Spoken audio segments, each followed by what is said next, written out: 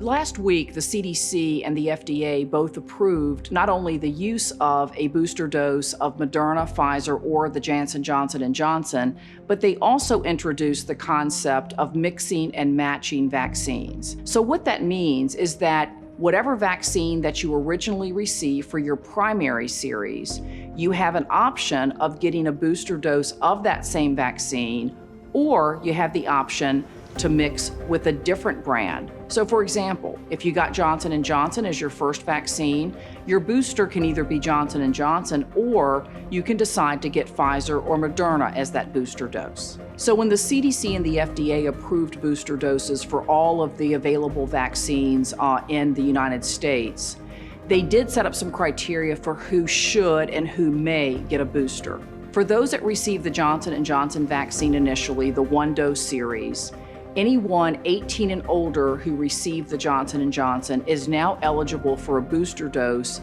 2 months or more after their initial dose. For the Pfizer and Moderna vaccines, it's a little bit different. As you recall, those are 2-dose vaccines.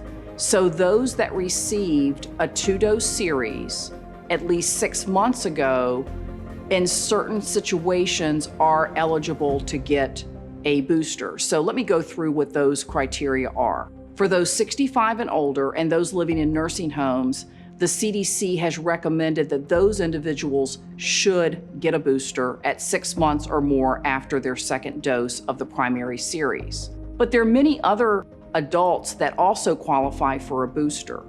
So if you are the age of 18 to 64 and you either work in a high-risk setting, such as healthcare, first responders, school teachers, those that work in industry, or those that work in restaurants, you are now eligible and you may get a booster dose. The other category is those 18 to 64 that may have a health condition that puts you at higher risk of severe COVID-19 disease. The CDC and FDA are very broad in that definition, and in addition to things such as heart failure, diabetes, COPD, and asthma, they have included things such as hypertension, those that have a BMI greater than 25, pregnant women, and other individuals. So it is fairly broad-based, and again, that is a may get a booster, not a should get a booster, based on the CDC and the FDA recommendations. So for anyone that's received a vaccine, Johnson & Johnson, 2 or more months in the past,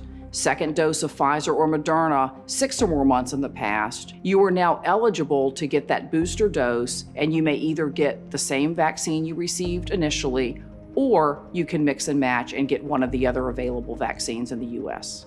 So the CDC did review information from a clinical trial from the National Institutes of Health, or the NIH. And what they found is that the side effect profile for mixing and matching is equivalent to the side effect profile of getting the same vaccine as your original series for your booster dose. They also looked at the effectiveness of mixing and matching. And what they found is that for Pfizer and Moderna, if you get either another Pfizer or you mix and match with the opposite messenger RNA vaccine, the effectiveness or the antibody response is almost equivalent. Where they did see an improvement in antibody response was in the population that received Johnson & Johnson. If you received Johnson & Johnson initially and you received a Johnson & Johnson booster, the antibody response was lower than if you receive Johnson & Johnson initially and you receive an mRNA or Pfizer or Moderna booster. So in those that did receive Johnson & Johnson, you may want to consider the mix and match strategy. So you may be wondering, how do I decide which booster shot I should get?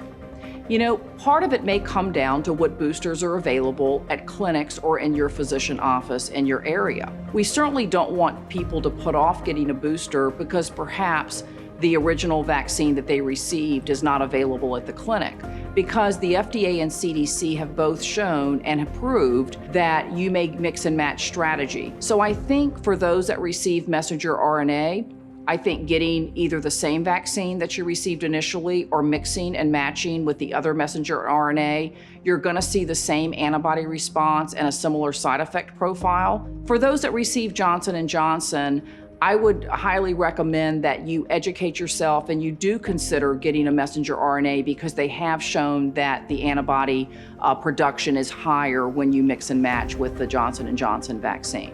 So, the landscape continues to change with COVID-19 vaccines. So next up, we expect the approval from the CDC, who is meeting today. The advisory committee is meeting today to approve the vaccine for those 5 to 11. So I think that's the next information we'll have, and we expect this week we will be able to start offering the Pfizer vaccine to those 5 to 11 through clinics, through physician practices, through local pharmacies, et cetera. I think the next thing on the horizon may be an expansion to those that qualify for booster doses. So at this point, as I mentioned earlier, if you got Johnson & Johnson and you're 18 and older, you qualify today as long as that first dose was 2 months or more in the past. But if you got Pfizer or Moderna, there are still some criteria around who can get that. So if you're not in one of those higher risk groups, either because of your age, your occupation, or your health conditions, that is still information that we're waiting for, and I would expect we'll see more information on that topic perhaps later this fall.